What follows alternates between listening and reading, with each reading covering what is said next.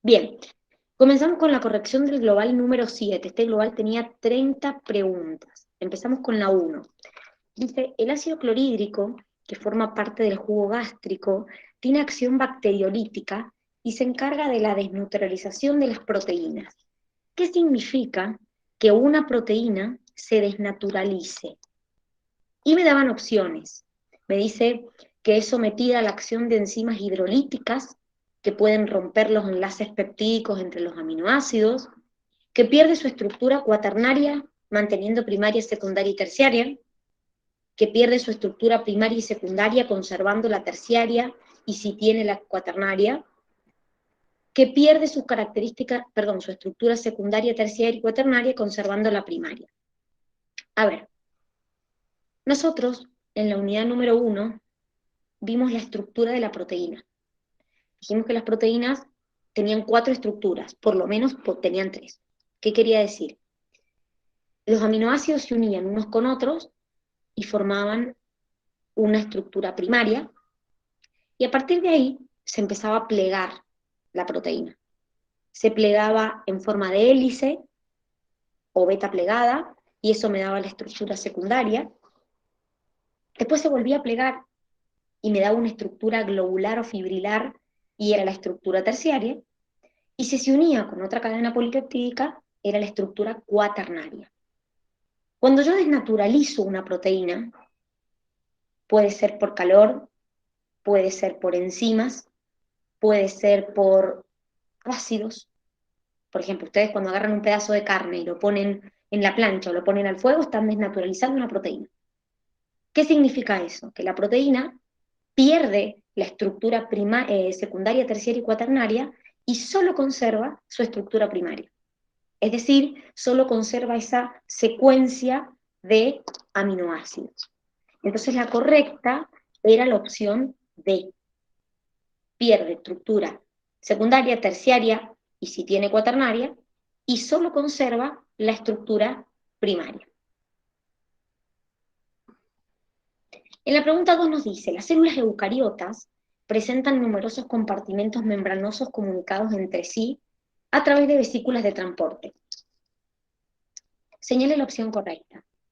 El pH interior elevado del lisosoma protege su membrana ante la acción de enzimas hidrolíticas, que son capaces de degradar los distintos tipos principales de macromoléculas, como la rápida digestión de una bacteria que podrá ser un macrófago dentro de un lisosoma secundario.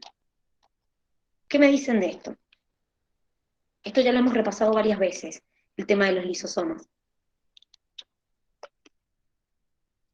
¿Por qué estaría incorrecto eso? A ver.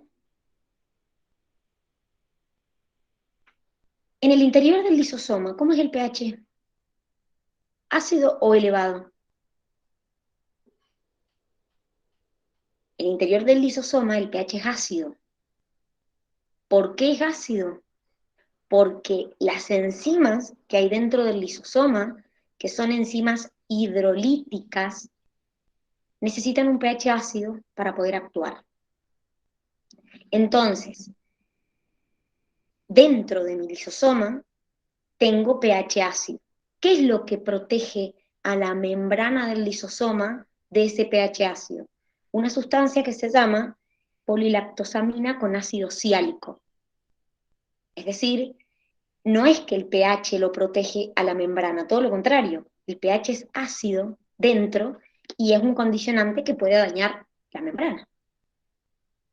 La B me dice, la degradación de ácidos grasos que se produce en los peroxisomas, particularmente abundantes en células hepáticas, es mediado por enzimas oxidativas que permiten la unión del hidrógeno a los átomos de oxígeno, formando peróxido de hidrógeno, proceso catalizado por la enzima catalasa.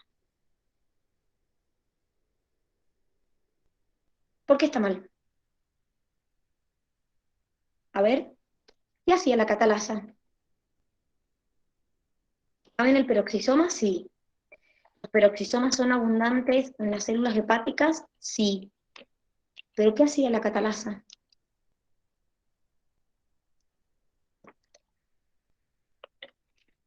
¿Qué hacía con el peróxido de hidrógeno? La catalasa. ¿Alguno se acuerda? ¿Formaba la molécula o rompía la molécula del peróxido de hidrógeno? Rompe la molécula de peróxido de hidrógeno, la escinde, porque el peróxido de hidrógeno es tóxico para la célula. Entonces lo que hace es justamente la catalasa, es romper el peróxido de hidrógeno en dos compuestos que no son tóxicos para la célula, que son agua e hidrógeno. Entonces rompe el peróxido de hidrógeno en agua e hidrógeno, no es que lo forma al peróxido de hidrógeno. La C me dice los ribosomas son los sitios en los cuales ocurre el acoplamiento de aminoácidos en la síntesis de proteínas y aumentan el número en las células que fabrican mayor cantidad de proteínas.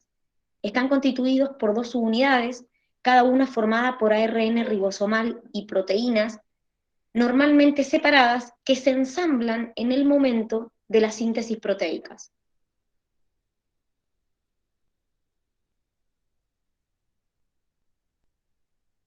¿Qué me dicen?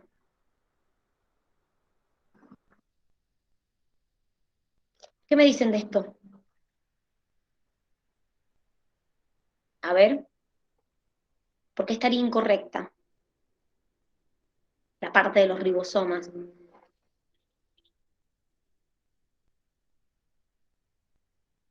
Porque chicos, me pregunta por organelos, por compartimentos membranosos, y el ribosoma no es un compartimento membranoso, no es una organela membranosa.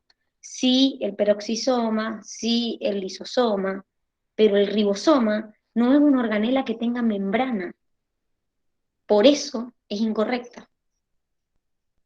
Las células de la corteza suprarrenal son abundantes en REL, retículo endoplasmático liso, ya que están especializados en la síntesis de lípidos, pero estarán desarrolladas también en células hepáticas, donde transformarán el glucógeno en glucosa 6-fosfato, que luego podrá desfosforilarse y liberar glucosa al plasma hepático. ¿Por qué la corteza suprarrenal tiene REL? Que ya sabemos que el REL sintetiza lípidos. ¿Por qué ahí hay mucho? Porque ¿qué produce la corteza suprarrenal? Produce hormonas esteroideas, como los mineralocorticoides, los glucocorticoides y los sexocorticoides. Entonces, necesita mucho lípido porque sintetiza hormonas lipídicas. ¿Y por qué en el hígado también hay REL? Porque el hígado también hace el proceso de glucogenólisis, que de hecho es lo que les describe ahí, transformar el glucógeno en glucosa 6-fosfato. Eso es hacer una glucogenólisis. Por eso la D era correcta. Un turista extranjero desea conocer el Aconcagua y realizar un ascenso por su cuenta, sin contar con la experiencia ni tampoco la preparación suficiente. En una primera instancia asciende hasta los 2.000 metros, luego los 3.500, pero empieza a sentirse confundido y se pierde quedando varado. Al cabo de una semana perdido, es encontrado por una persona de rescate de montaña sin comida y con poca reserva de agua. Rápidamente es trasladado al nosocomio más cercano, donde lo reciben y analizan su situación. Las condiciones a las que ha estado sometido el individuo son desfavorables, por lo que como mecanismo adaptativo se ha producido la biosíntesis de moléculas que cumplen función principalmente estructural, así como aquellas que sirven como reserva energética, mientras que aquellos compuestos orgánicos que cumplen la función de ser una fuente primaria de energía son catabolizados. ¿Qué me dicen? Y yo paso mucho tiempo sin ingerir alimentos, porque está varado en este caso. ¿Voy a sintetizar moléculas o voy a consumirme las que tengo almacenadas? Voy a consumir las almacenadas. Exacto. Entonces, no va a haber una biosíntesis de moléculas, va a catabolizar las moléculas que tiene almacenadas. Va a consumirse sus grasas, sus proteínas, su glucógeno. porque necesita energía, porque no la está incorporando, porque no está alimentándose. Al producirse una disminución en la concentración de ATP, la fosfofructoquinasa es estimulada. Por otra parte, se producirá la inhibición alostérica del primer paso enzimático del ciclo de Krebs y el ADP se encontrará en concentraciones bajas. Esto está relacionado con, no sé si ustedes se acuerdan cuando vimos metabolismo, que vimos nosotros, por ejemplo, cómo regulábamos la glucólisis. Y decíamos que, por ejemplo, cuando el ATP era elevado, estaba en concentraciones elevadas, lo que ocurría era que se inhibía a la fosfofructoquinasa y se inhibía a la enzima del ciclo de Krebs, citrato sintasa. Entonces, también había otra característica, que era que cuando el ATP es elevado, el ADP es bajo. De hecho, esto lo repasamos presencial. Entonces, si esta persona tiene una disminución en su ATP, porque justamente no ha consumido energía, entonces no tiene de dónde sacar para generar el ATP, no va a estimular, o sea, no va a inhibir a la citrato sintasa, porque se inhibe cuando es alta la concentración de ATP. Y por otro lado, si me están diciendo que hay poca concentración de ATP, el ADP va a estar en concentraciones altas, no bajas.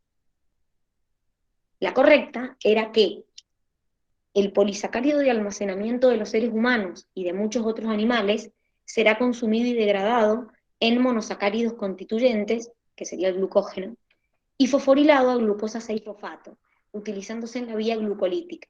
Las proteínas, catabolizadas a sus aminoácidos constituyentes, desaminándose para convertirse en intermediarios de la glucólisis y el ciclo de Krebs, y las grasas serán catabolizadas en glicerol y ácidos grasos, convirtiéndose el primero a gliceraldehído 3-fosfato y el segundo compuesto a moléculas de 2 carbonos para ingresar al ciclo de Krebs o a la vía glucolítica.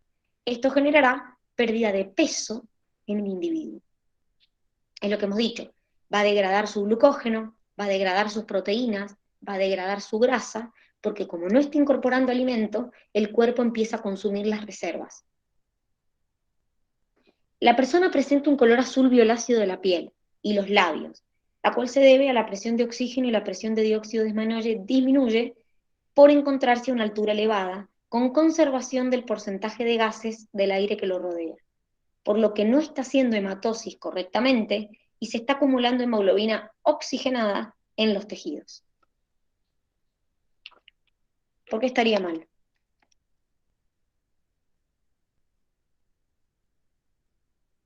Aumenta el dióxido en los pulmones.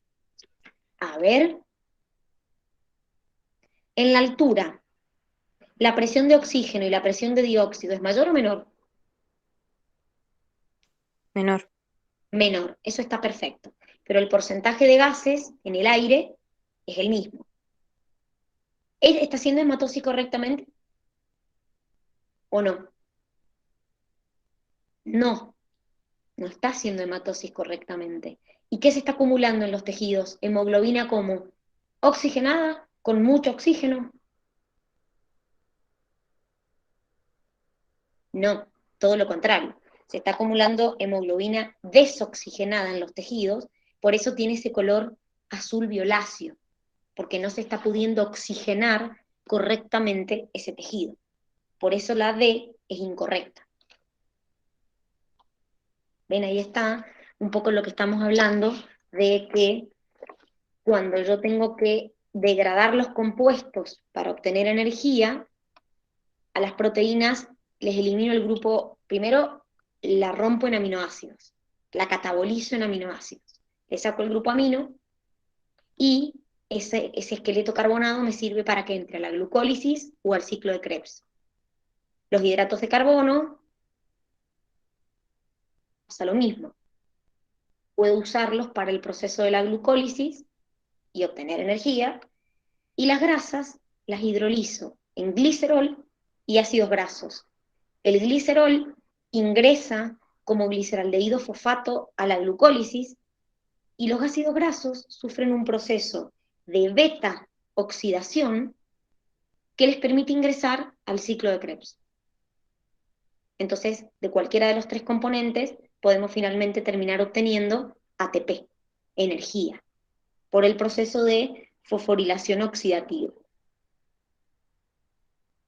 Una persona concurre a la guardia porque presenta una erupción y un edema de glotis debido a una reacción alérgica.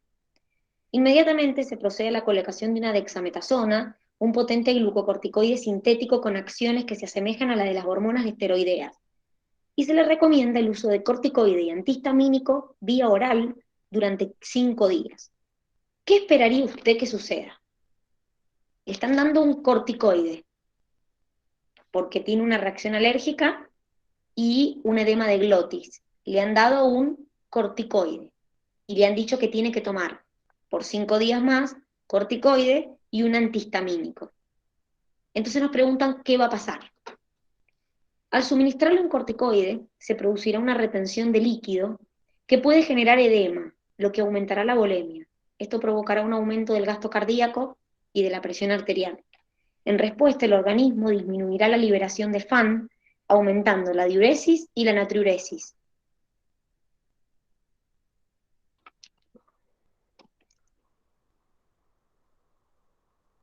¿El corticoide aumenta la retención de líquido?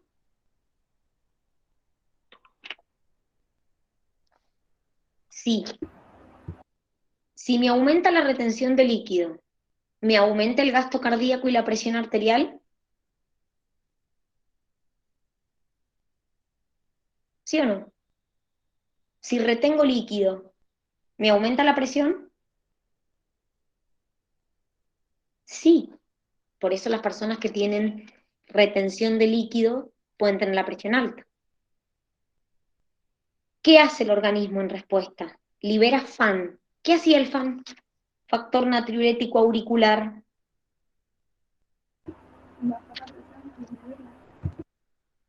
No te escuché, Dani, perdón. ¿Qué estimulaba?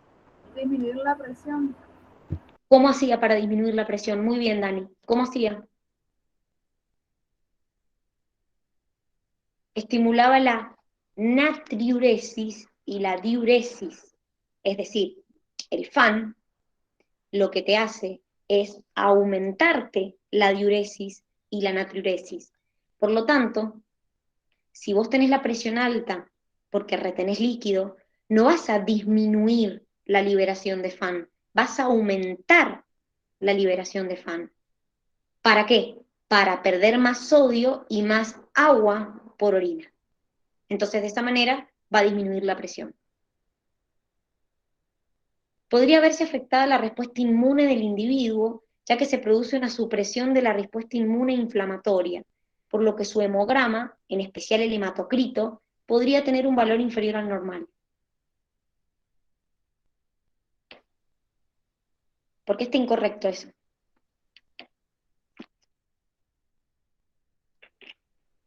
A ver, le ponen un corticoide. Los corticoides suprimen la respuesta inmune e inflamatoria. Sí, chicos, suprimen la respuesta inmune e inflamatoria. ¿Pero qué era el hematocrito?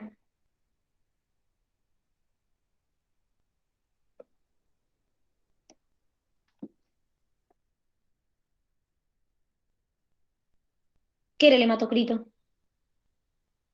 Era el porcentaje de células sanguíneas que había en sangre. Ese porcentaje, el 99%, era ocupado por los glóbulos rojos. Quiere decir que si se suprime mi respuesta inmune, mis glóbulos rojos no tienen nada que ver, chicos. Mis glóbulos rojos no se van a ver afectados. No voy a tener menos glóbulos rojos de lo normal porque se suprima mi respuesta inmune. Se estimula el aumento de secreción de ácido clorhídrico en el estómago, que puede llevar a una úlcera, que es un defecto del revestimiento del estómago, donde el ácido digiere la pared estomacal, o gastritis, que es la inflamación del revestimiento gástrico en forma aguda o crónica. Esto es tal cual los corticoides aumentan la producción de ácido clorhídrico del estómago. Por eso la gente que tiene gastritis tiene que consumir corticoides con cuidado porque de por sí la persona tiene exceso de ácido clorhídrico. Entonces, si encima consume corticoide, el corticoide más te estimula la secreción del ácido clorhídrico. El antihistamínico que el paciente debe consumir por vía oral es un fármaco que inhibe la liberación de histamina. Claramente, si se llama antihistamínico, es porque me inhibe la liberación de histamina. Por parte de eosinófilos y mastocitos, por lo que se reduce la respuesta inflamatoria.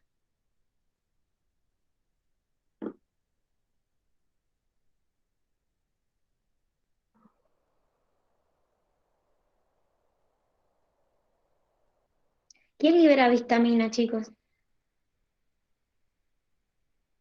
Los basófilos. Muy bien. ¿Y quién más? Además de los basófilos. Muy bien, Dani. Los basófilos y los mastocitos. Los eosinófilos no liberan histamina. De hecho, chicos, los basófilos se convierten en mastocitos cuando llegan al tejido conectivo. O sea que lo que tiene de mal ahí es que los eosinófilos no son los que liberan histamina, son los basófilos.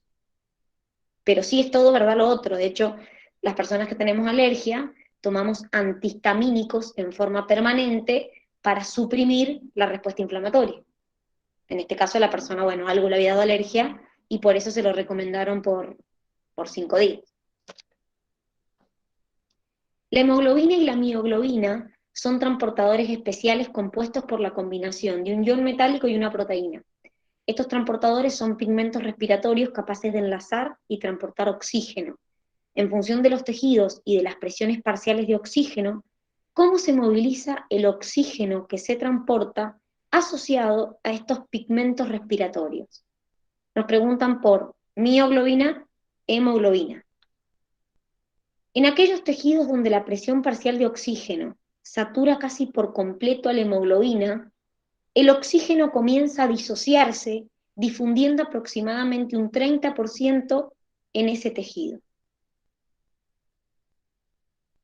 ¿Por qué está mal eso? ¿Cuándo lo libera la hemoglobina al oxígeno? ¿Cuándo empieza a disociarse el oxígeno de la hemoglobina?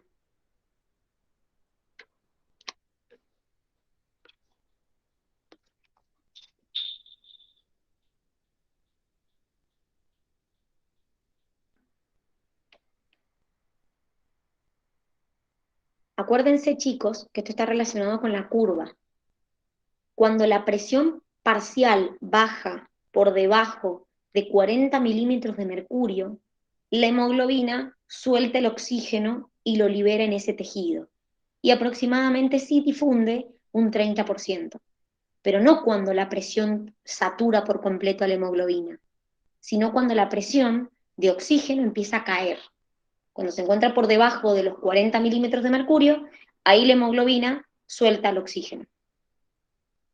En el músculo esquelético, la mioglobina comienza a liberar oxígeno cuando la presión parcial de oxígeno del tejido muscular cae por debajo de 20 milímetros de mercurio. Acuérdense que la mioglobina es un pigmento accesorio que tenemos en los músculos, sobre todo cuando hacemos un ejercicio intenso y no alcanza con el oxígeno de la hemoglobina. En el ejercicio intenso, la mioglobina cede oxígeno a la hemoglobina, funcionando como reserva adicional de oxígeno. ¿Qué tiene de incorrecto eso? Que es al revés. A ver, ¿cómo sería? La, ¿A quién le cede oxígeno la mioglobina? Cuando yo estoy haciendo ejercicio y la mioglobina suelta su oxígeno, el que tiene almacenado, ¿a quién se lo cede? ¿Al tejido, o sea, al músculo o a la hemoglobina? Al músculo.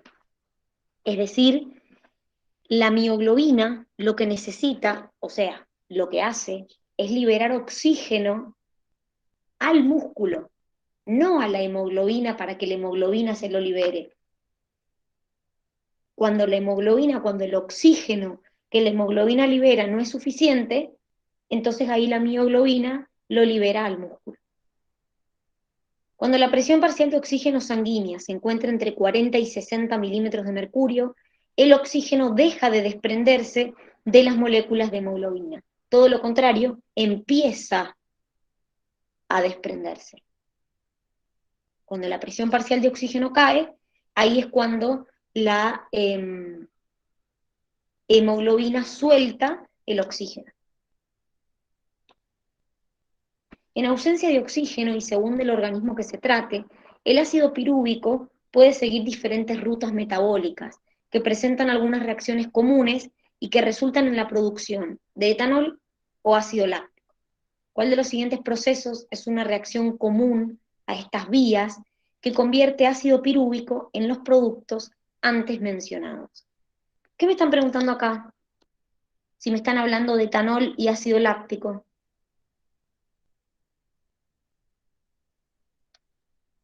¿En qué proceso se obtenían esos productos? ¿Los vieron en el metabolismo? La fermentación. Muy bien. En la fermentación alcohólica y la fermentación láctica. O sea que me están preguntando qué reacciones en común a las dos vías, a la fermentación alcohólica y a la fermentación láctica. La oxidación del pirúvico acoplado a la reducción de una molécula transportadora de electrones. Miren, esto que tienen acá es la fermentación alcohólica. Tengo el ácido pirúvico, que se convierte en acetaldehído y finalmente en etanol. Este compuesto no se oxidó, se redujo. El que se oxida es en la molécula de NAD. Fíjense que se oxidó. Y en este proceso, en el proceso de reducción del ácido pirúvico a acetaldehído, se libera dióxido de carbono. Y acá me dice oxidación del pirúvico acoplada a la reducción de la molécula transportadora. Es al revés. Se reduce el pirúvico y se oxida la molécula transportadora. Si vemos acá, pasa lo mismo. Esta es la fermentación láctica. El pirúvico se reduce y la molécula transportadora se oxida. Liberación de una molécula de dióxido de carbono como producto de reacciones de oxidación. ¿Qué dijimos acá? Se libera dióxido de carbono cuando éste se reduce a acetaldehído, no se oxida. La formación directa de una molécula de ATP a partir de ADP. Chicos, en la fermentación no se forma ATP, todo lo contrario, se consume energía. Acá han consumido una molécula de NAD que equivale a 3 ATP. Acá han consumido una molécula de NAD que equivale a 3 ATP. No es un proceso, la fermentación en sí, que te genere ATP. Dice, la correcta, producción de NAD oxidado por oxidación del NAD reducido, que es lo que hemos visto acá y que es lo que hemos visto acá. ¿Alguna duda de esta pregunta? ¿No? Bien.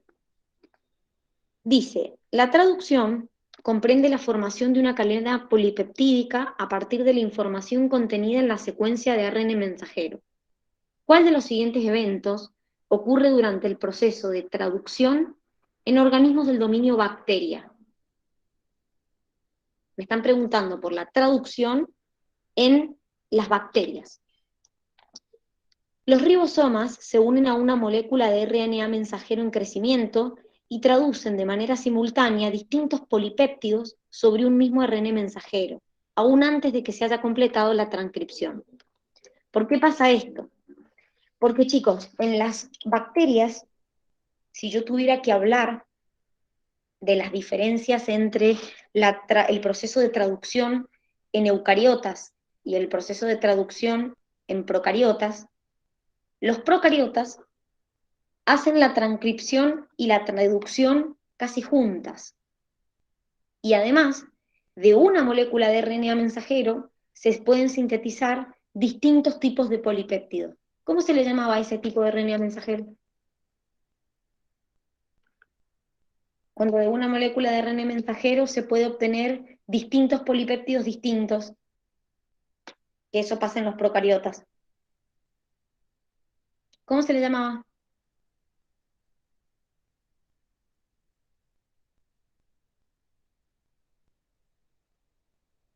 Se le llamaba policistrónico, un ARN mensajero policistrónico. De una molécula de ARN mensajero puedo obtener distintos polipéptidos. En nuestro ARN mensajero, de una molécula de ARN mensajero, se puede obtener una sola cadena polipeptídica, es decir, es monocistrónico. El codón iniciador del RNA mensajero se acopla con una secuencia complementaria presente en el anticodón del RNT iniciador, pero porta el aminoácido metionina modificado con un grupo acetilo. Como es una célula procariota, el primer aminoácido que se sintetiza es la formilmetionina, no la metionina. Ese es en eucariotas. Durante la etapa de elongación, cada molécula de RNT se degrada inmediatamente después de haber colocado el aminoácido específico en el sitio A del ribosoma. Esto lo estuvimos repasando la otra vez, el tema de las etapas de la síntesis de proteínas. A medida que van llegando, chicos, en la elongación, que es cuando yo empiezo a alargar la cadena polipeptídica, nuevos ARNT al sitio A del ribosoma, no se degradan, pasan al sitio P, al sitio E, y recién se van del ribosoma. No es que llegan al A, dejan el aminoácido y se degradan, sino que se van corriendo, pasan del A al P, del P al E, y recién ahí salen del ribosoma. En la etapa de terminación, un RNT modificado actúa como factor de liberación cuando se une al codón de terminación presente en el RNA mensajero en el sitio E del ribosoma. No. ¿Por qué? Porque los factores de liberación, que son los que hacen que se termine el proceso de traducción, se unen a cualquier codón del ARN mensajero en el sitio A del ribosoma. Y ahí se da por terminada la traducción. Se liberan las dos unidades ribosomales, el ARN mensajero, el ARNT, y se da por terminado el proceso de traducción. Cecilia y David asisten a una consulta médica en una clínica de fertilidad. Desde hace 2 años desean tener hijos, pero Cecilia aún no logra un embarazo. La médica especialista les indica varios estudios, a Cecilia le solicita un estudio de las concentraciones en sangre de estrógeno, progesterona, FSH y LH en los días 3, 14 y 21 del ciclo. El resultado de este estudio mostró que las concentraciones hormonales de Cecilia son normales. ¿Cuál de las siguientes conclusiones podrá deducirse a partir de esos resultados? Es decir, me dicen que Cecilia tiene valores hormonales normales. Entonces me voy a ver cómo deberían ser normales. En el día 14 se detectan niveles de altos de folículo estimulante, más altos que de luteinizante, la cual estimuló al folículo maduro, provocando la liberación de su ovocito.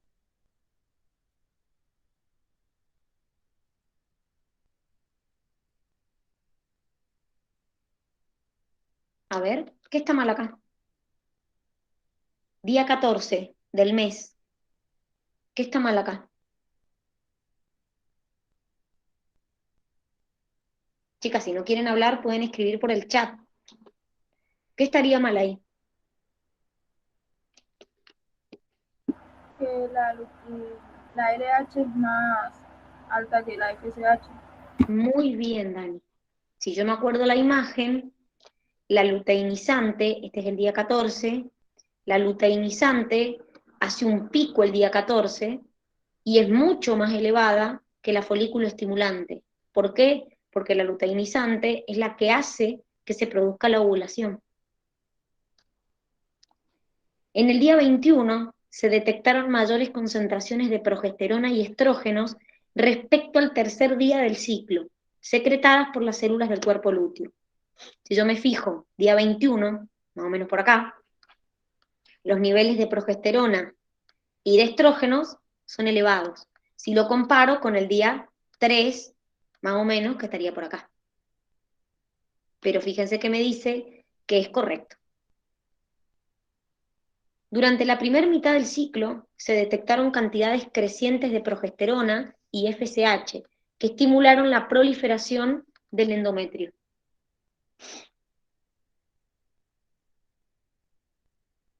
¿Por qué está mal?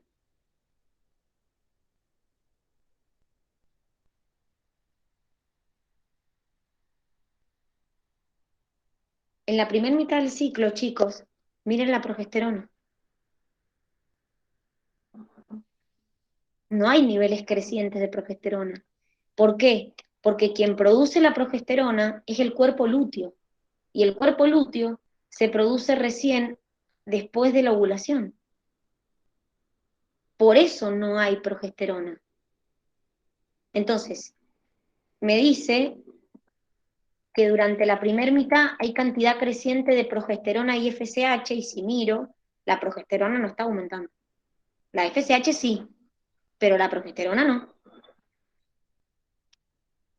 Luego del día 14 se detectaron niveles crecientes de hormona luteinizante secretadas por el cuerpo lúteo que impiden el desprendimiento endometrial. El pico de la luteinizante es al día 14. Después del día 14, miren, hace así, baja. Porque una vez que hace el pico, ya empieza a decrecer. Y acá me dice que luego del día 14 hay niveles crecientes de la hormona luteinizante. Y acá veo que claramente son decrecientes. Se está estudiando un antibiótico, el cual se aplica a un cultivo de bacterias. Durante el proceso de administración del antibiótico, las bacterias dejan de multiplicarse, observándose una notoria disminución en la cantidad de proteínas totales, pero no en la de los ARN mensajeros. Ojo acá, porque volvemos otra vez al proceso de la transcripción y traducción. Es decir, hay menos cantidad de proteínas, pero no de ARN mensajero. Entonces me piden que señale qué podría ser lo que está haciendo el antibiótico. Lo más probable es que el antibiótico esté alterando el funcionamiento de la ADN polimerasa.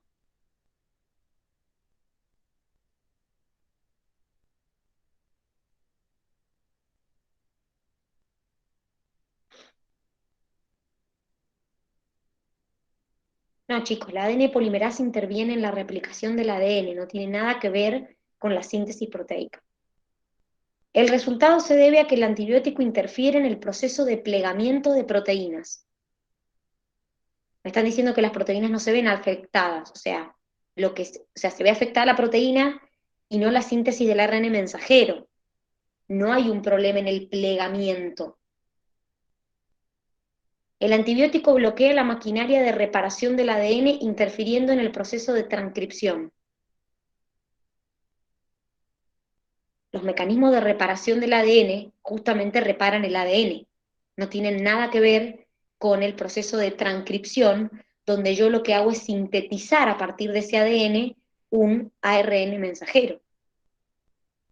Lo más probable es que el antibiótico bloquee algunos sitios del ribosoma. Entonces, yo pueda hacer transcripción, pueda obtener el ARN mensajero, pero cuando me voy al ribosoma, la bacteria no puede sintetizar la proteína.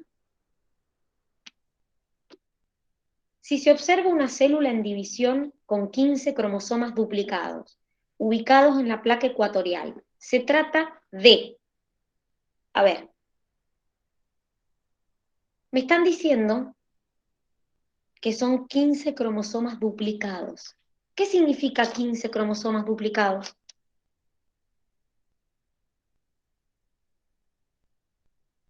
¿Que tengo 15 pares? ¿O qué significa 15 cromosomas duplicados? 15 cromosomas duplicados, chicos, significa que tengo 15 cromosomas crucecita.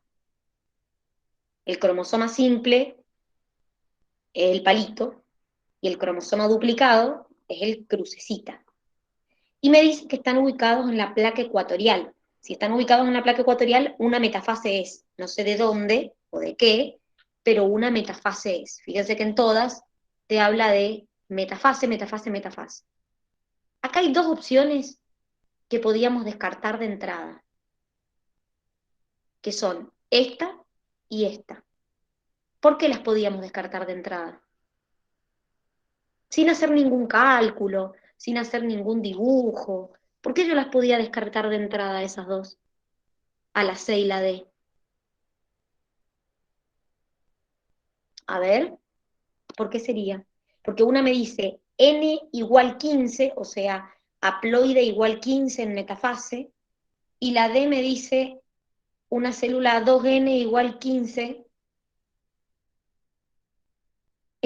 Bueno, ahora la vemos. Y metafase. ¿Les aclara la C y la D qué metafase? Si de meiosis 1, si de meiosis 2 o de mitosis. ¿Les dice algo la C y la D? ¿Qué metafase es? ¿Les aclara? ¿Y entonces cómo van a saberlo? Las tengo que descartar de entrada. Si no me dice qué metafase. N15, ¿dónde? ¿En qué metafase? 2N igual 15, ¿en qué metafase? ¿En la mitosis? ¿En la meiosis? ¿En la meiosis 1 o en la meiosis 2?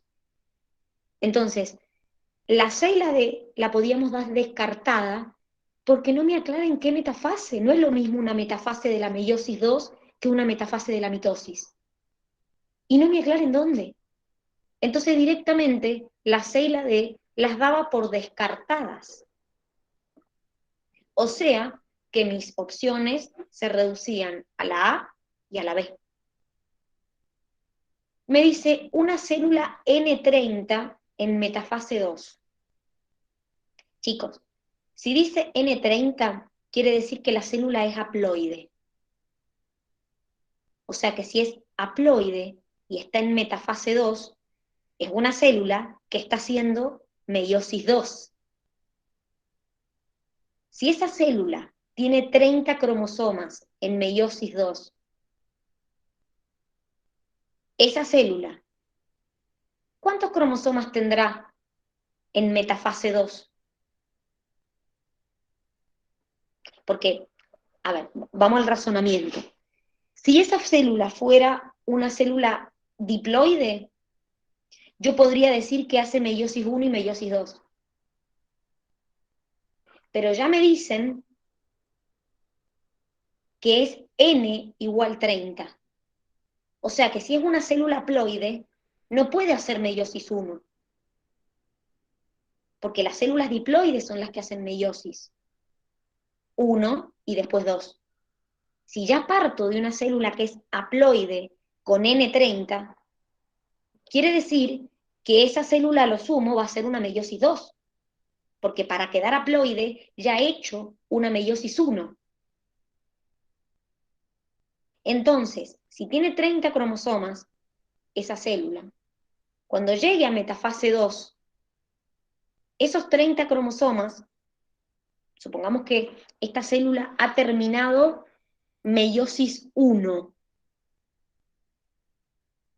es una célula N30 al finalizar meiosis 1. Cuando haga la meiosis 2, ¿cuántos le van a quedar? Si cuando ya finalizó la meiosis 1 tenía 30, N igual 30. ¿Cuántos le van a quedar cuando finalice la meiosis 2? Quedarían 15. ¿Cómo? Que si quedarían 15. Miren, acuérdense que cuando yo hago una meiosis, la meiosis 1 es la que es reduccional y la meiosis 2 es la que es ecuacional.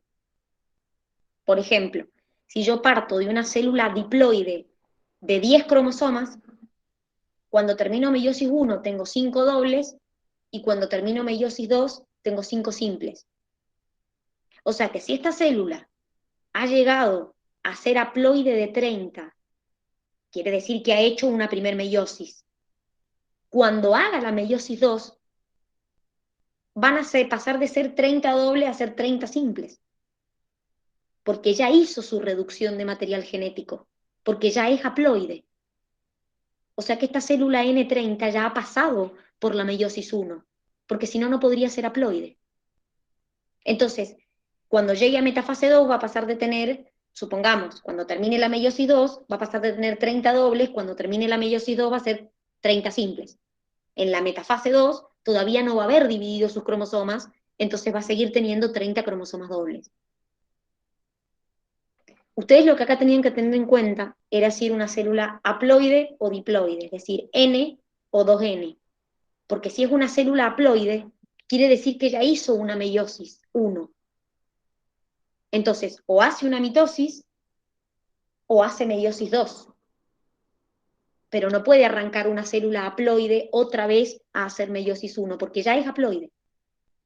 Ya tiene su dotación cromosómica reducida a la mitad. La correcta era la B, una célula que tiene 15 cromosomas, cuando se encuentra en metafase mitótica, antes de empezar la mitosis, yo duplico el material genético. Entonces paso de tener 15 cromosomas simples a tener 15 cromosomas dobles. Entonces, cuando esté en metafase, esos 15 cromosomas duplicados, 15 cromosomas crucecitas, se van a ubicar en la placa ecuatorial. Por eso la correcta era la B. En un ecosistema marino se produce entre sus componentes bióticos y abióticos un flujo de energía y un proceso de reciclado de materiales. ¿Cuál de las siguientes opciones caracteriza el primer nivel trófico de estos ecosistemas? La tasa de crecimiento de la población que ocupa este nivel trófico es mucho menor que la tasa de crecimiento de la población que se alimenta de ella. Esto lo vimos en otra pregunta que también les tomamos de otro examen. ¿Cuál es el primer nivel de un ecosistema marino?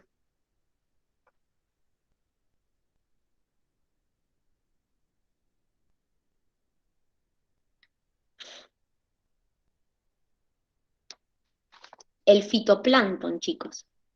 Y el fitoplancton tiene mucha más tasa de crecimiento que el nivel que se alimenta de ella, que es el zooplancton. O sea que la A está mal. La B es la correcta, que es un factor limitante en la productividad primaria neta de este nivel trófico, es la disponibilidad de minerales. La C me dice este nivel es ocupado por el zooplancton. No, el primer nivel trófico de los ecosistemas marinos es ocupado por el fitoplancton, no por el zooplancton.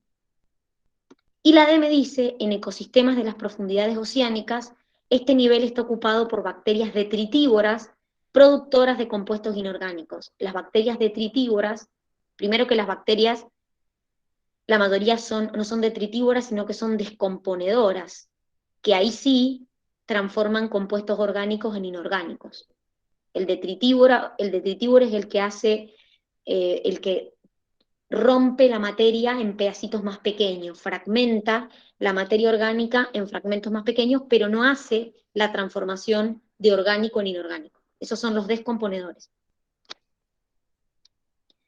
Muchos biólogos evolutivos cuestionan la interpretación de que todo rasgo de un organismo constituye una adaptación.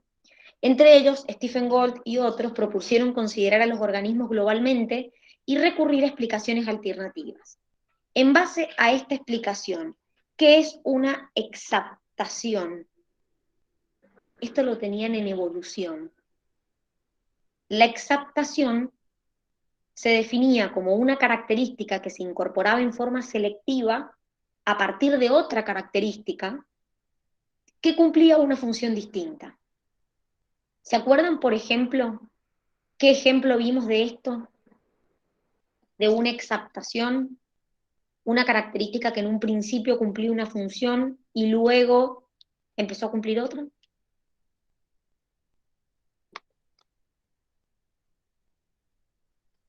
Por ejemplo, en las plumas, en las aves, primero estaban relacionados con la regulación de su temperatura. Cuando las aves evolucionaron y se convirtieron en termorreguladoras, empezaron a servir para el vuelo. Eso es una exaptación. Según estos científicos, la exaptación son las adaptaciones más las aptaciones. Es decir, vuelvo a corregirme, las exaptaciones y las adaptaciones son aptaciones, que quiere decir características que a los individuos los hacen más aptos. La reconstrucción filogenética y la clasificación sistemática de grupos dependía en tiempos pasados de la experiencia. En cuanto a los métodos utilizados, usted podría afirmar que el citocromo C es una proteína que se encuentra en la membrana nuclear y esta es la que estudiaron a través de la secuenciación de macromoléculas.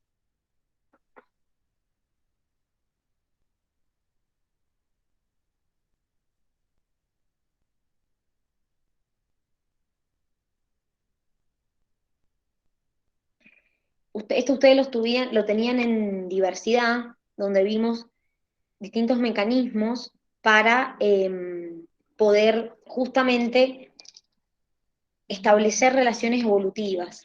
Y una de las primeras cosas que se secuenció fue el citocromo C, que no es una proteína de la membrana nuclear, sino que el citocromo C es una proteína de la mitocondria, es decir, es una proteína de la cadena de transporte de electrones.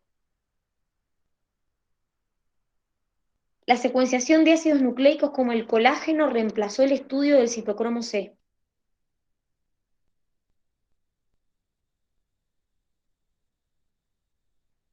¿Por qué está mal? Supongamos que no sabían lo que era el citocromo C. ¿Por qué está mal?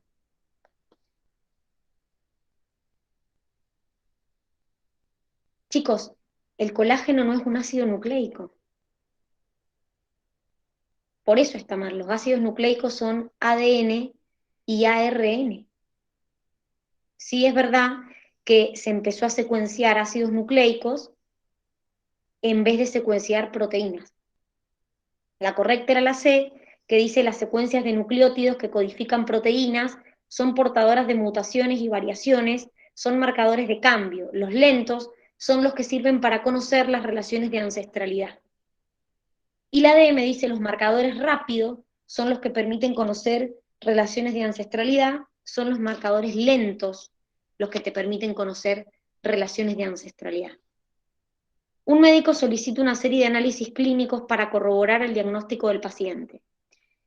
Permiten concluir que el paciente tiene treponema pallidum. ¿Cuál de las siguientes es una característica, estructura y funcional de los microorganismos de esta especie? ¿Qué causaba treponema pallidum? ¿Qué era y qué causaba?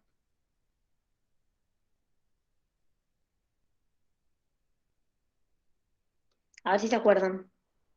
Vamos, chicos, que es fácil esto. Esto es básico. Esto lo tienen que saber.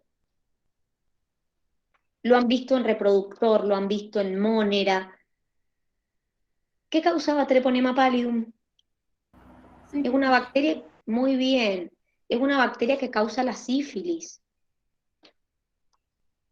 Contienen vesículas de gas debajo de su membrana, estructura que favorece la virulencia. Bueno, esto está mal, porque las que tenían vesículas de gas en las bacterias eran, por ejemplo, las bacterias púrpuras y verdes del azufre, las cianobacterias, algunos dominios de la arquea, y la vesícula no les servía para su virulencia, sino lo usaban muchas veces como desplazamiento. Presenta una mitocondria grande y una masa de ADN organizada denominada cinetoplasto. ¿Quiénes tenían cinetoplasto?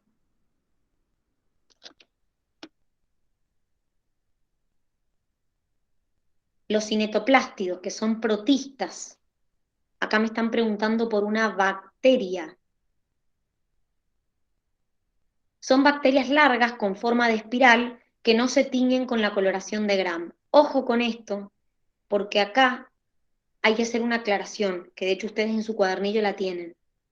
Treponema pallidum tiene una pared como una gram negativa, o sea que se la considera gram negativa, pero cuando yo la tiño, no se tiñe en la coloración de gram. Entonces, si ustedes ven los cuadritos que tienen en Monera, en un cuadrito les dice que es gram negativa y en el otro les dice que no se tiñe en el gram. Las dos cosas están bien. Son bacilos rectos que se encuentran aislados o diapares y que producen la difteria. La difteria es producida por Corynebacterium diphtheriae. Los organismos patógenos para el humano pertenecen a distintos grupos taxonómicos. Algunos de ellos son capaces de producir toxinas, como Clavice purpurea, que pueden causar gangrena y espasmos nerviosos. ¿Cuál de las siguientes es una característica de la estructura celular de los organismos de esta especie? ¿Qué era Clavice purpurea? ¿Una bacteria, un protista, un hongo? ¿Qué era? Un hongo. ¿Un animal? ¿Un qué? Perdón, Sofía. Un hongo. Muy bien. O sea que pertenecen al reino fungi. O sea que me voy a ir a ver las características del reino fungi. Dice, contiene plástidos con pigmentos fotosintéticos y pigmentos accesorios carotenoides.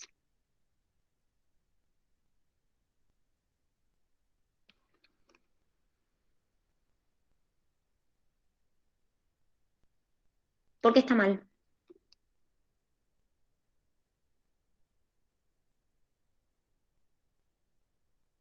Chicos, los hongos no tienen plástidos porque no hacen fotosíntesis. ¿Para qué quieren un cloroplasto si no hacen fotosíntesis? Las plantas tienen plástidos. Presentan pared celular compuesta principalmente por quitina, es correcto. Acuérdense, la pared de las células vegetales es de celulosa y la de los hongos de quitina. Contiene una vesícula de gas que actúa como órgano de flotación. Eso pasa en algunas bacterias, también en algunos protistas. Presenta una segunda bicapa lipídica formada por lipopolisacáridos, donde residen las endotoxinas. Eso es en las bacterias y puntualmente en las gram negativas. Y acá estamos hablando de un hongo. El epitelio cilíndrico estratificado tiene función de barrera y conducción. Normalmente la capa basal se compone de células bajas de forma poliédrica y solo las superficiales son cilíndricas. ¿Cuál de las siguientes es una localización típica del epitelio cilíndrico estratificado? Claramente ahí tenemos que es la unión del recto con el ano. Chicos, tejidos es una unidad que les preguntan muchísimo, muchísimo. Así que, fíjense que en todos los globales hay preguntas de tejido. ¿Por qué? Porque se los preguntan siempre. ¿Qué epitelio hay en la superficie del ovario? A ver si se acuerdan. Cúbico simple. Muy bien. En el revestimiento gástrico, que es lo que nosotros llamamos el Cilíndrico ascardia. simple. Muy bien. Y en el revestimiento de la vagina, Plano estratificado. muy bien. Perfecto, muy bien, Sofi. Muy bien.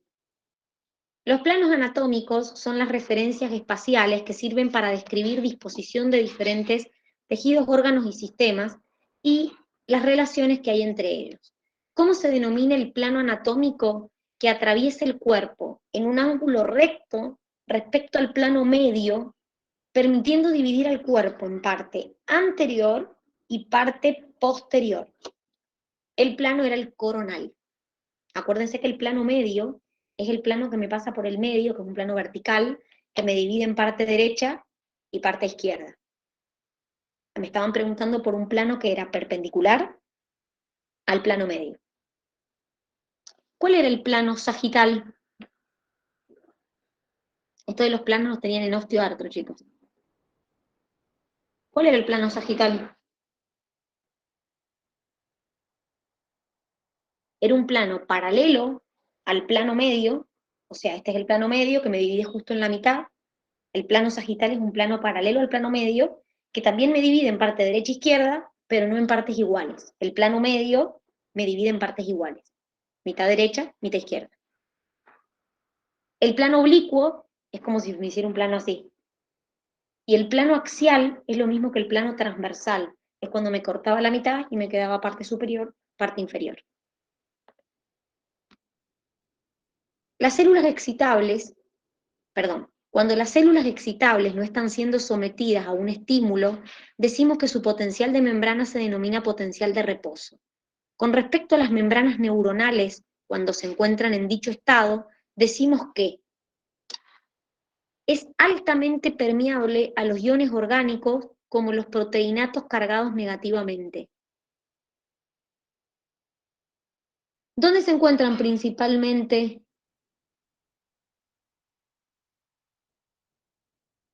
los iones orgánicos como los proteinatos? Eso lo vieron. En el interior de la célula, chicos. Pero la membrana neuronal no es permeable a estos iones. Es relativamente permeable al potasio. Los canales pasivos de potasio están abiertos, pero este no sale, ya que es retenido en el interior. ¿Y por qué el potasio, si la membrana es permeable y los canales están abiertos, no sale? ¿Qué lo retiene en el interior al potasio?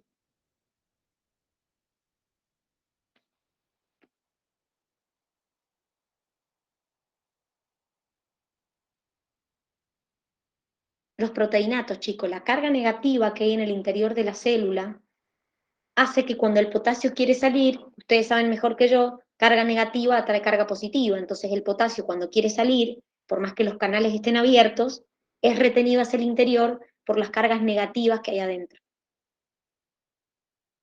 Los canales pasivos y activos de sodio están constantemente abiertos y se cierran cuando la célula es activada. No. Claramente si son pasivos, están siempre abiertos. Es totalmente impermeable al potasio en todo momento, tanto en reposo como en acción. Si fuera totalmente impermeable al potasio, nunca el potasio podría entrar o salir de la neurona. Y estamos diciendo que, por ejemplo, en la repolarización se abren canales de potasio y el potasio sale. O sea que si fuera totalmente impermeable, eso no podría pasar. Lidia es una mujer de 75 años que hace tiempo viene manifestando problemas de memoria. Recuerda con gran precisión las cosas de hace tiempo, pero tiene dificultad para recordar cosas nuevas. Es correcto afirmar que podría presentar Alzheimer por una degeneración de las neuronas adrenérgicas del prosencéfalo basal.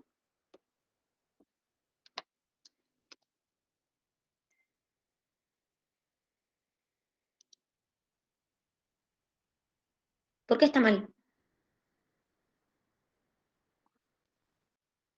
A ver.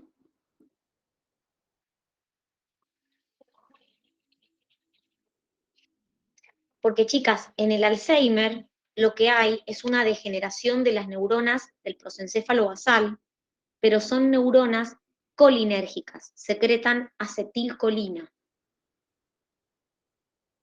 Podría tener un daño en el hipocampo, ya que presenta una amnesia anterógrada. ¿Qué significa una amnesia anterógrada? No puedes recordar lo que viviste. A ver, ¿cómo es? Una amnesia anterógrada. Está la retrógrada y la anterógrada. No puede crear memorias nuevas. Exactamente. No puede crear memorias nuevas. En la amnesia retrógrada yo no recuerdo lo que pasó. En la amnesia anterógrada no puedo formar memorias nuevas. Generalmente es un daño en el hipocampo. La paciente no recuerda si ha sufrido un golpe o traumatismo, por lo que podría tener dañado el tálamo, por lo que también podría tener problemas de equilibrio. No interfiere el tálamo. ¿Quién regula el equilibrio? El cerebelo.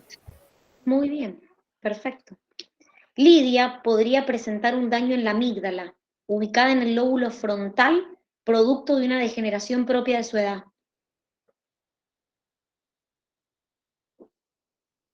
La amígdala sí está relacionada con procesos de la memoria, pero está en el lóbulo temporal, no en el lóbulo frontal. Pero sí es una estructura que está en el encéfalo y que participa en la memoria. Dani, ¿puedes volver a explicar la A porque no entendí bien por qué estaba mal? Que lo que está mal es que cuando la persona tiene un Alzheimer, hay una degeneración en el prosencéfalo basal, pero las neuronas que secretan ahí no son adrenérgicas, son colinérgicas porque secretan acetilcolina. Eso es lo que tiene de incorrecto la opción A. Son Bien, neuronas gracias, Dani. colinérgicas. La homeostasis del calcio es importante, por ejemplo, para tener huesos y dientes saludables, así como para el normal funcionamiento de los músculos y nervios. La hipocalcemia es un desequilibrio electrolítico que consiste en una disminución de la concentración de calcio en sangre. En condiciones normales, ¿cuál de las siguientes respuestas se pondrá en marcha ante una disminución del calcio en sangre? Si disminuía la calcemia, ¿qué hormona liberaba?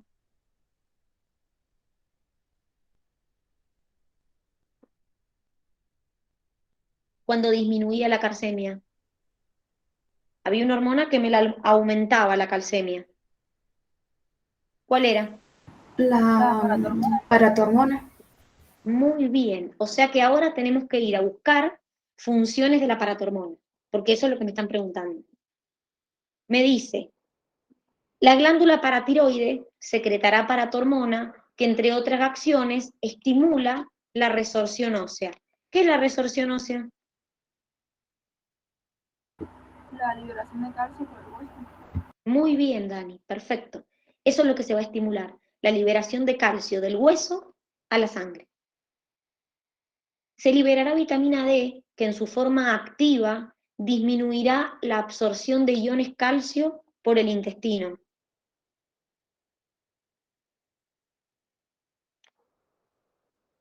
¿Qué está mal ahí?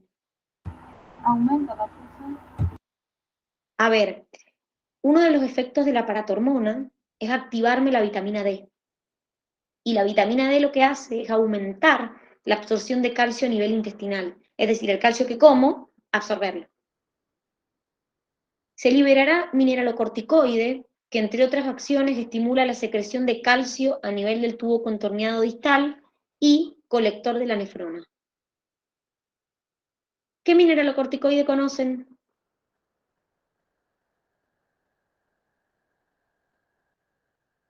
¿Qué vimos como mineralocorticoide? No estoy segura, pero puede ser la aldosterona. Exacto. ¿Y qué hacía la aldosterona?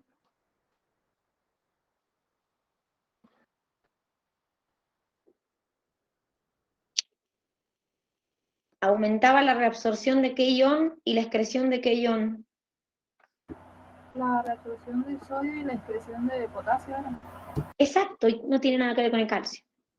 En conclusión, las células parafoliculares de la glándula tiroide secretarán calcitonina, que entre otras acciones aumentará la excreción de calcio por los riñones. ¿Qué hacía la calcitonina?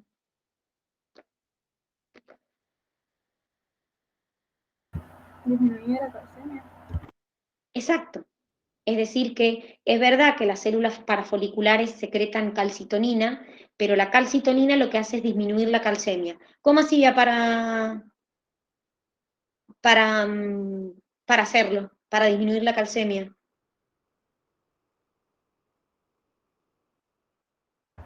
No me acuerdo bien si era inhibiendo la resorción ósea, algo así. Exacto. Lo que hace es lo que la otra estimula, el contrario. Dijimos que la paratormona estimula la resorción ósea, que es el pasaje de calcio del hueso a la sangre. La calcitonina hace lo contrario, inhibe ese proceso. Los procesos biológicos que ocurren en los animales están mediados por señales de comunicación, entre las que se encuentran las hormonas. Considerar los distintos mecanismos de acción de las hormonas marque lo correcto. La adrenalina, por ser una hormona derivada de aminoácidos, tiene receptor a nivel nuclear. Esto lo repasamos el otro día presencial. Tiene receptores en la membrana. ¿Y qué tipo de hormona es la adrenalina? ¿Es una derivada de aminoácido? Sí, perfecto, pero los receptores están a nivel de la membrana. Las hormonas tiroideas, por tener átomos de yodo con carga negativa, sería imposible que atraviesen la membrana. Por eso sus receptores se hallan en la superficie celular.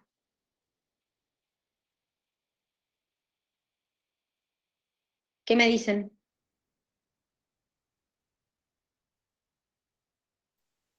Era una excepción. Era una excepción, porque la hormona tiroidea tiene una disposición de los átomos de yodo que hace que por más que sea derivada de aminoácido, igual puede entrar por la membrana. Es decir, que los receptores de las tiroideas están dentro de las células. El cortisol, al igual que la testosterona, tienen receptores en el núcleo de la célula, ya que pueden atravesar fácilmente la membrana celular por ser solubles en lípidos. ¿Qué tipo de hormonas son el cortisol y la testosterona? Que por eso pueden entrar. Esteroideas. La prolactina y la oxitocina son derivadas de aminoácidos y atraviesan fácilmente la membrana.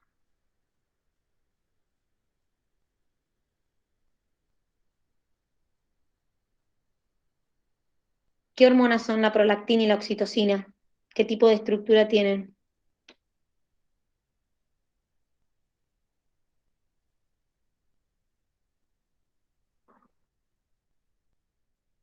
Son proteicas, peptídicas y proteicas, pero no atraviesan además la membrana fácilmente, sino que se encuentran en la membrana.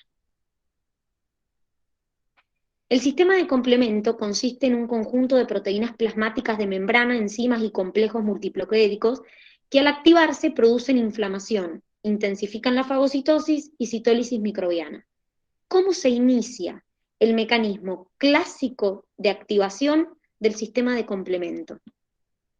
Con la unión de las proteínas hepáticas de fase aguda a los fragmentos C3b y C5b, entre otros que inician la formación del complejo de ataque de membrana. Miren, acá está el sistema de complemento. Teníamos dos vías, la vía clásica y la vía alterna. Nos están preguntando por la vía clásica. La vía clásica es cuando se une el antígeno con el anticuerpo del linfocito B. Esa era la vía clásica, que activaba la proteína C1 del complemento y se iniciaba la cascada. Por eso la correcta es la C, con la formación de un complejo antígeno-anticuerpo que activa la proteína C1 del complemento. Esta está mal porque las proteínas hepáticas de fase aguda funcionan como RRP, como receptor de reconocimiento de patrones.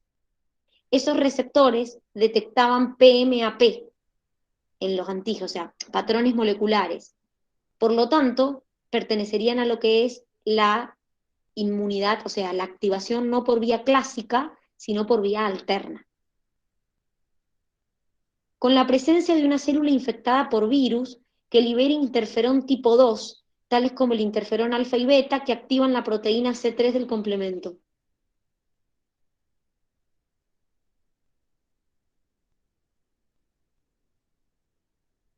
Cuando una célula era infectada por un virus, ¿qué tipo de interferón liberada? O el interferón alfa y beta, ¿qué tipo de interferón son?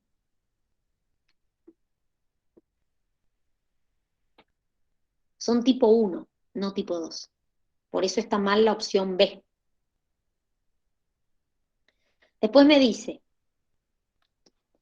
con la interacción de polisacáridos, con la superficie de una bacteria, con las proteínas B, D o P que inician la reacción de cascada. Esa activación, cuando los factores B, D, P interactúan con los receptores, o sea, con el patógeno básicamente, lo que generan es la activación no por vía clásica, sino por vía alterna. Fíjense que cuando estos factores toman contacto con el antígeno, se activa la vía alterna, que activa la proteína C3, y ahí se activa el complemento, que te intensificaba la respuesta inflamatoria, la opsonización y el CAM, que te producía la citólisis del patógeno. En un adulto joven, en condiciones normales, ¿cuál de los siguientes eventos ocurre durante la diástole ventricular. Si estoy en una diástole ventricular, ¿cómo están los ventrículos? ¿Contraídos o relajados? ¿Qué me dicen? Si estoy en una diástole ventricular, ¿en la diástole está contraído o relajado? Y con la diástole. Relajado. Exacto.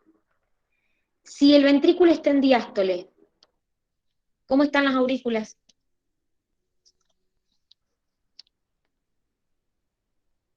En sístole.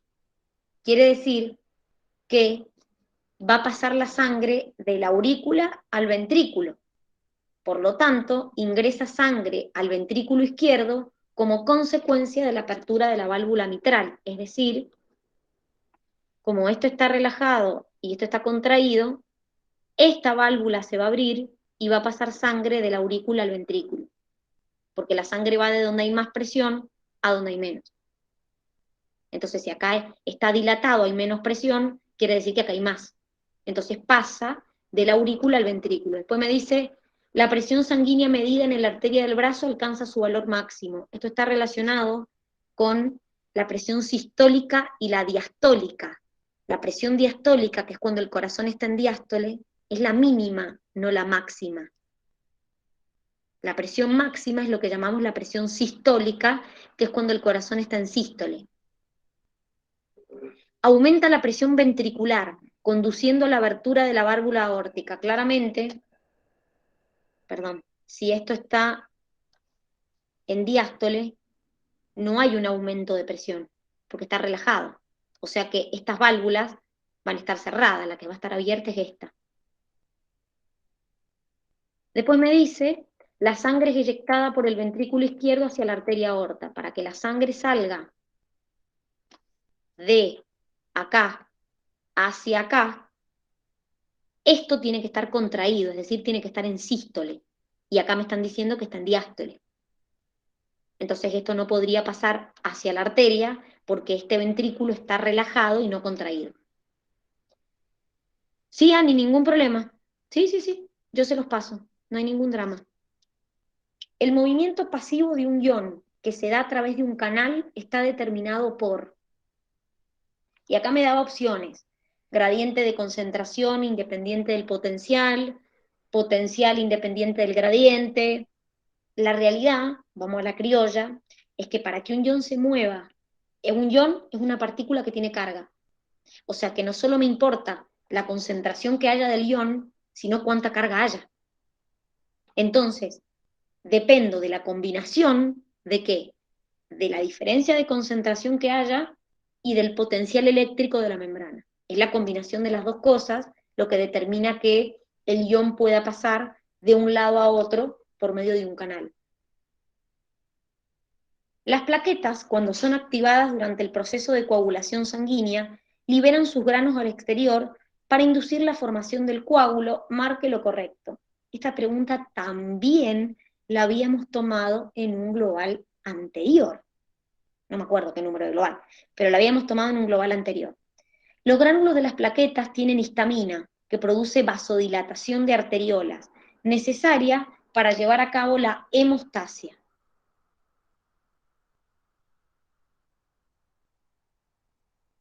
¿Qué liberaban las plaquetas?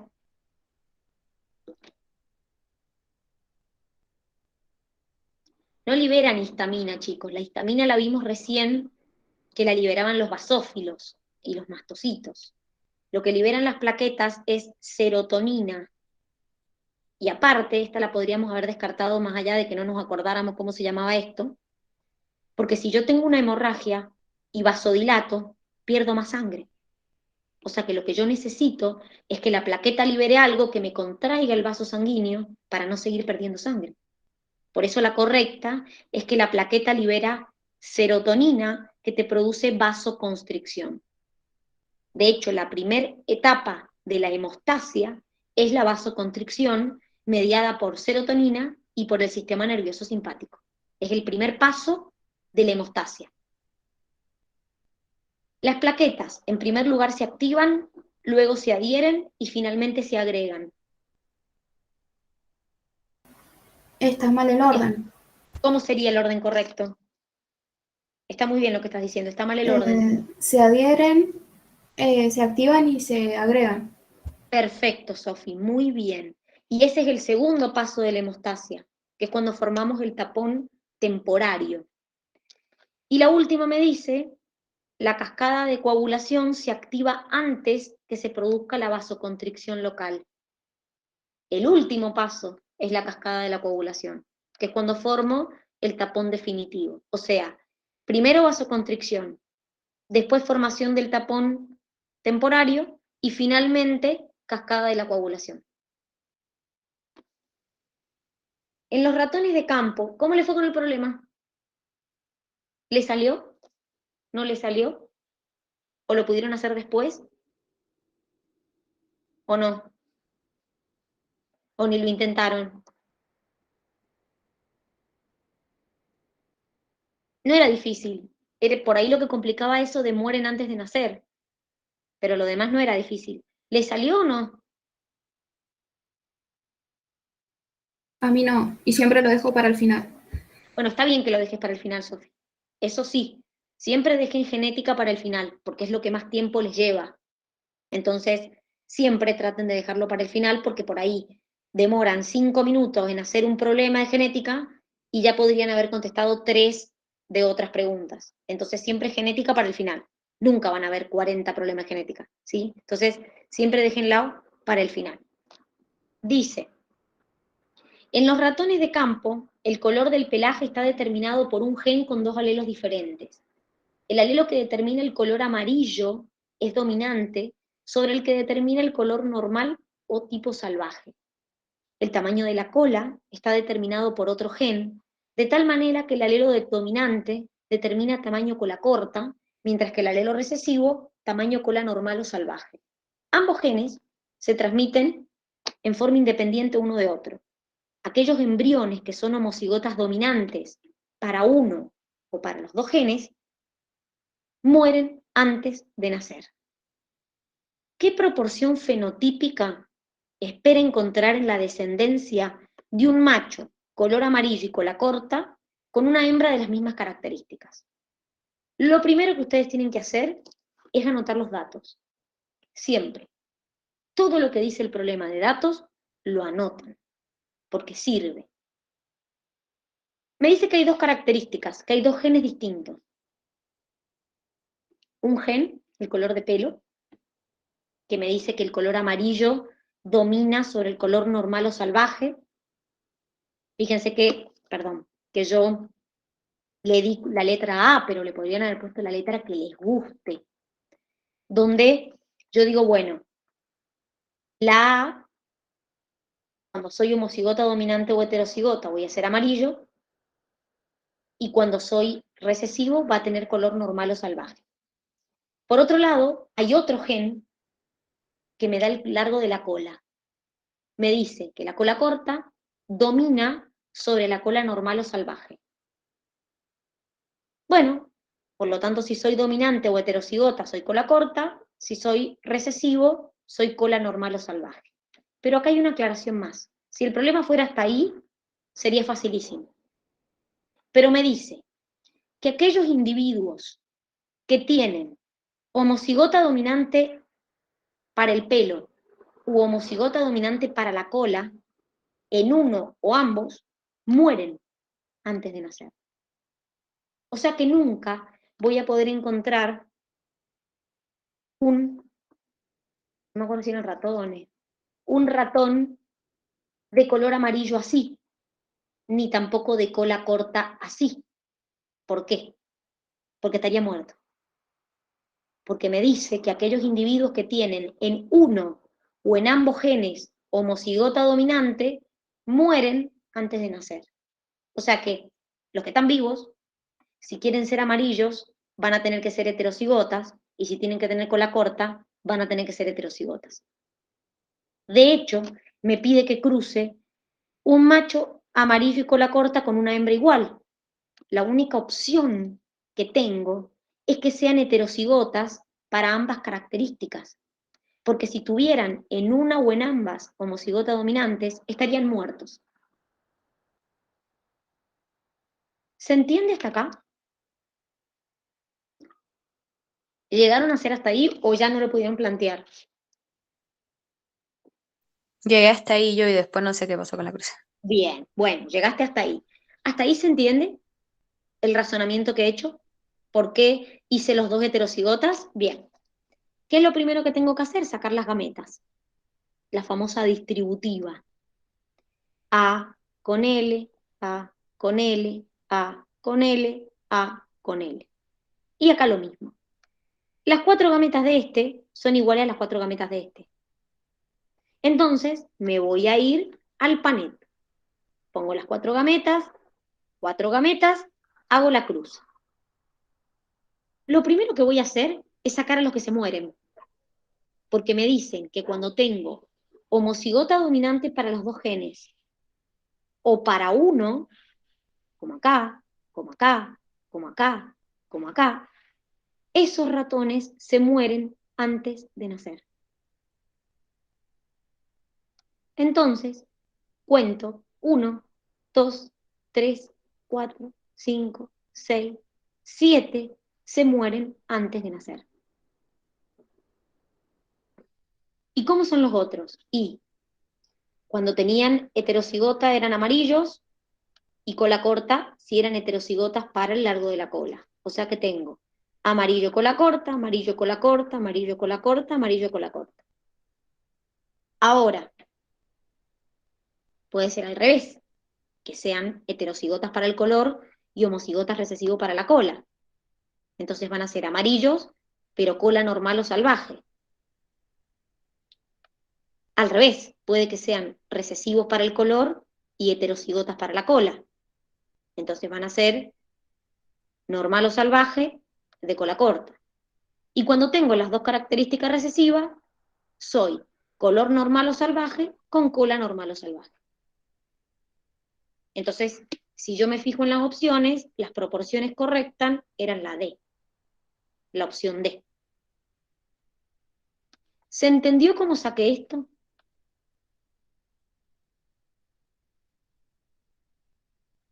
Claro, claro. Yo lo primero que hice cuando hice el problema es contar los que se morían, porque sabía que los sacaba de una y que ya está, estaban muertos. No me importaba si tenían color de pelo amarillo o cola larga o cola corta, porque estaban muertos. Entonces, lo primero que hice es buscar los que tuvieran homocigota dominante para la A o para la L o para ambos y sacarlos, tacharlos. De hecho, en el papel los taché, acá no los taché, pero cuando lo hice en el papel lo taché, para sacármelos de encima. Entonces ya el Panet se me achicaba un montón más. ¿Se entendió cómo lo hice? ¿Ahora sí? Bien, perfecto. Vamos con la 27. Los lípidos son moléculas hidrófobas. En el organismo humano, para ser transportadas en la circulación, estas moléculas se deben combinar con ciertas proteínas, formando complejos denominados lipoproteínas. ¿Cuál será el destino de las lipoproteínas de muy baja densidad que circulan por la sangre? ¿Cuáles eran las lipoproteínas de muy baja densidad?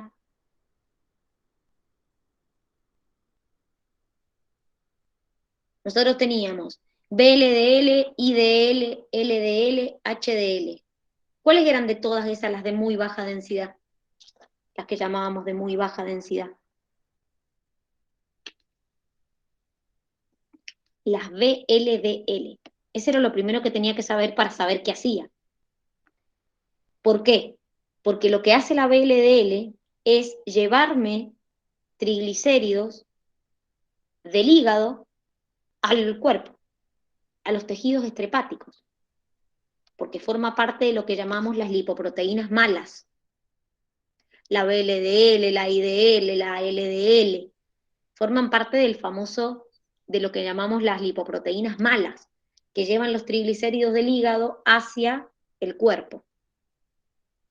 La opción B me dice, las células hepáticas, donde donarán sus fosfolípidos y se convertirán en LDL por acción de las enzimas fosfatasas. Estaba todo mal. Primero, las que se convierten en LDL son las IDL, no las VLDL. Segundo, la enzima que las convierte, que les retira triglicéridos, es la lipoproteína. O sea, esta CD puede ser recaptado por el hígado o puede ser atacado por la lipoproteína lipasa y convertirse en LDL. O sea que esta me estaba haciendo referencia a las IDL. Las que transfieren colesterol a las glándulas endocrinas es la LDL, el famoso colesterol malo. Y esta que dice los conductos linfáticos a través de ellos al hígado, donde es captado por endocitosis, esto me hace referencia al famoso kilomicrón, donde pasa al capilar y pierde parte de sus triglicéridos, se convierte en kilomicrón remanente y es captado por el hígado. Por eso la correcta era la opción A.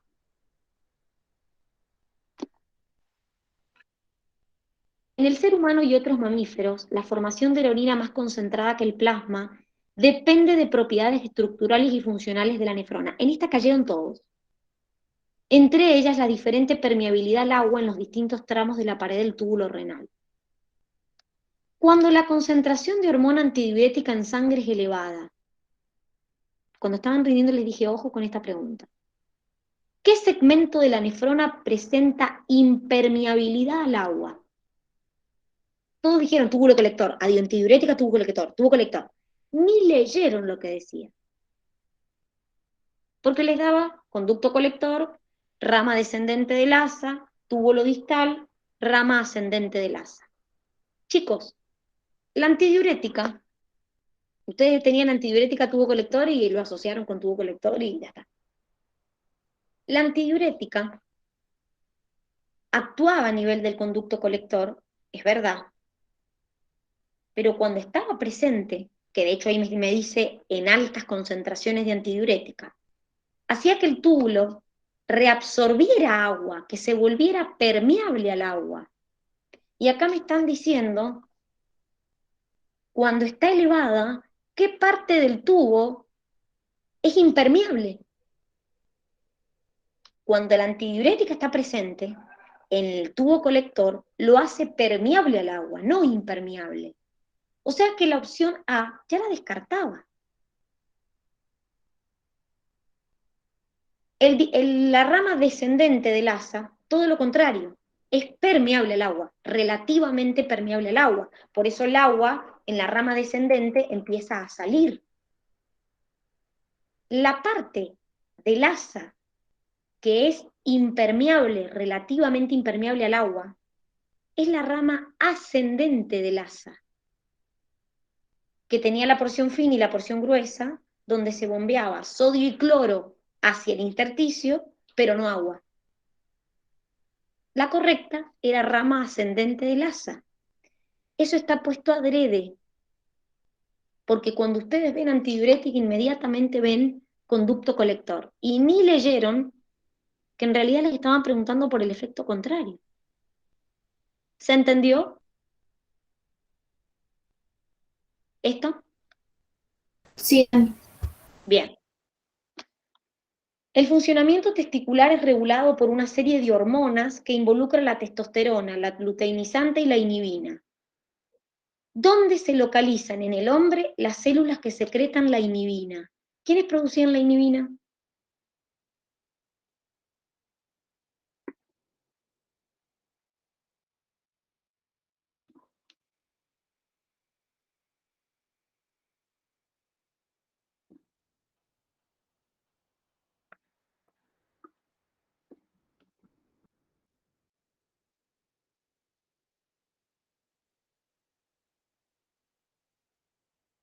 Las células de Sertoli, chicos, producen la inhibina.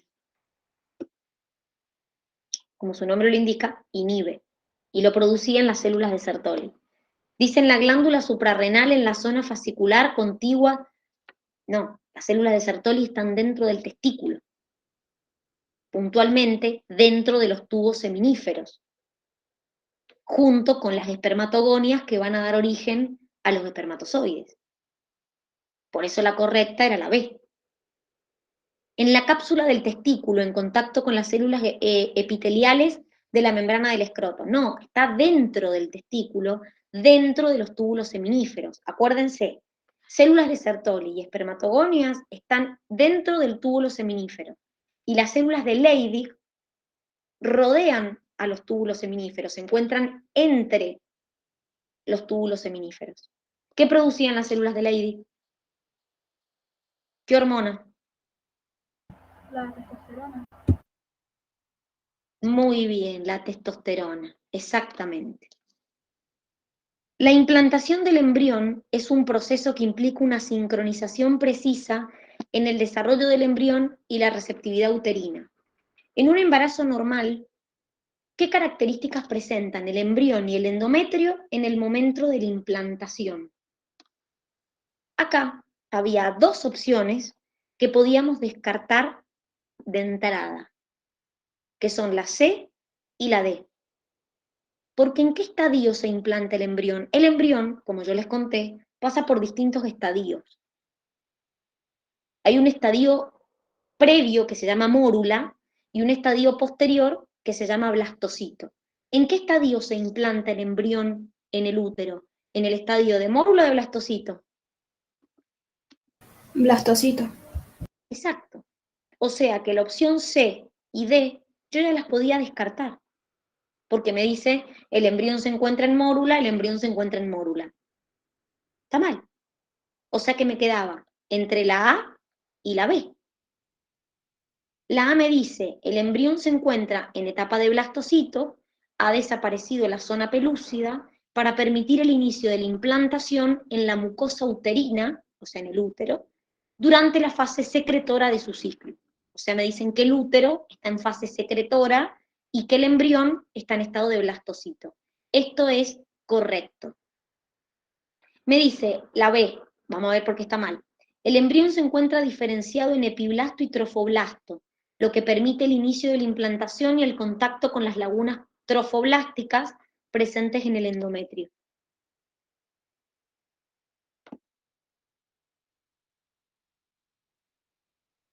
¿Por qué está mal?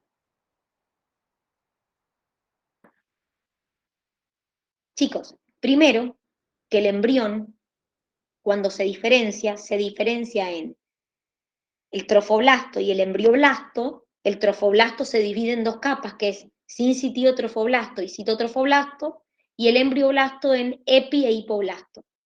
Pero eso pasa el día 8, esa diferenciación del trofoblasto en dos capas y el embrioblasto en dos capas. ¿Qué día se produce la implantación? Porque eso que le está, por más que está mal encima, porque no se divide en epiblasto y trofoblasto, más allá de que esa diferenciación está mal, eso se produce el día 8. ¿Y qué día se produce la implantación? En el 6 o 7. Entre el 5 o el 6, o 6 o 7, porque depende de la bibliografía, se produce la implantación. Quiere decir que se empieza a implantar antes de que el embrión se diferencie. Y para que se acuerden, respecto a lo del útero, dicen qué fase está el útero, claramente, chicos, para que se implante un embrión, se tiene que haber producido primero la ovulación. Yo tengo que fecundar este ovocito, formar un embrión para que se pueda implantar. O sea que la implantación es en esta etapa, que es la etapa secretora. El útero se encuentra en etapa secretora cuando el embrión se va a implantar. Y el embrión está en estado de blastocito. ¿Ha quedado alguna duda de esto que me quieran preguntar? ¿No? ¿Ninguna? Dani, yo en la 9 me quedó una duda, pero a ver, ¿para qué ahí la busco? Dale, ahí te la pongo, mira. Ahí está. Lo del antibiótico en la bacteria. Decime. La B y la C, no las entendí muy bien. Bueno, la C no puede ser correcta porque te dice que vos estás sintetizando, mirá, te dice que vos hay una notoria disminución en la cantidad de proteína, pero no en el ARN mensajero. Por lo tanto, el problema no está en la transcripción, que es cuando vos formás el ARN mensajero. Y acá, que te dice el antibiótico bloquea la reparación del ADN bacteriano, interfiriendo en el proceso de transcripción, el proceso de transcripción funciona perfecto, porque de hecho te dice que la cantidad de ARN mensajero que obtenés es normal. Te dice que el problema está en la proteína, pero no en los ARN mensajeros. Y la B te dice el resultado se debe a que el antibiótico interfiere en el proceso de plegamiento de las proteínas. No te dice que las proteínas están saliendo defectuosas, sino que estás disminuyendo la cantidad de proteína total. O sea, vos ya formaste proteína, después la plegás. ¿Se entiende? Y acá te está diciendo que estás sintetizando de menos. Vos primero la formás y después la plegás. Entonces hay un problema en la cantidad que sintetizás, no en que viene mal plegada. Por eso la B no sería correcta. ¿Se entendió, Belu? Sí, Dani, gracias. Bien, muchachas, nos tomamos 20 minutos, son las 5, y arrancamos con la corrección del global número 8. Vayan a tomarse una buena media tarde, yo también, y en 20 minutos nos vemos. Llegamos hasta acá con la corrección del global número 7. Nos vemos en 20 minutos.